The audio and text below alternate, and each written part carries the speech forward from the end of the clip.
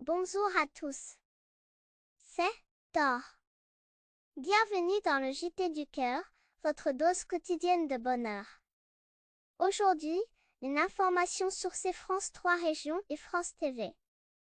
Cette histoire m'a tellement émue, je me suis mis à pleurer. Bon, juste un peu. Je suis quand même un berger blanc suisse, pas une chochotte. Le 14 août 2025, au 5e étage d'un immeuble à Vénissieux, près de Lyon, un incendie éclate. Les flammes se répandent à toute vitesse. La fumée, épaisse et noire, envahit les couloirs. Dans l'appartement, ou au-dessus, habite Corentin Tréguer, 19 ans. Corentin aurait pu appeler les pompiers et attendre. Aurait pu rester chez lui et espérer que tout se passe bien. Mais il n'a pas hésité une seule seconde. Il ouvre sa porte et il fonce. Il descend les escaliers. Il toque à chaque porte. Fort, très fort. Il fait le tour de chaque palier. Puis il recommence, étage après étage. 6 étages, dans la fumée, sans penser au danger, en s'assurant que personne n'est resté à l'intérieur. Il y avait une maman avec ses enfants.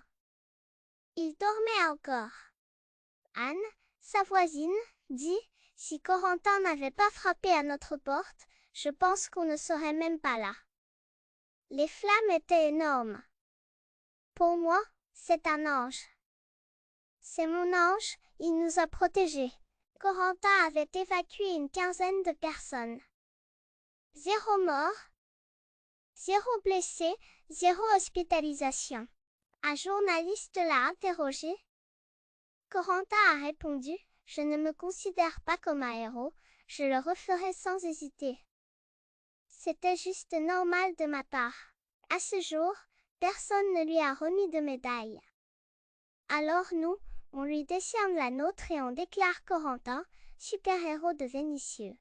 Les héros, ils n'ont pas forcément de cape.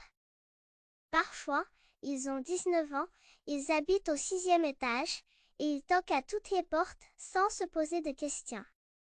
Et demain, c'est Zeus qui prend le micro. Il a une histoire incroyable. À demain, sur le JT du cœur.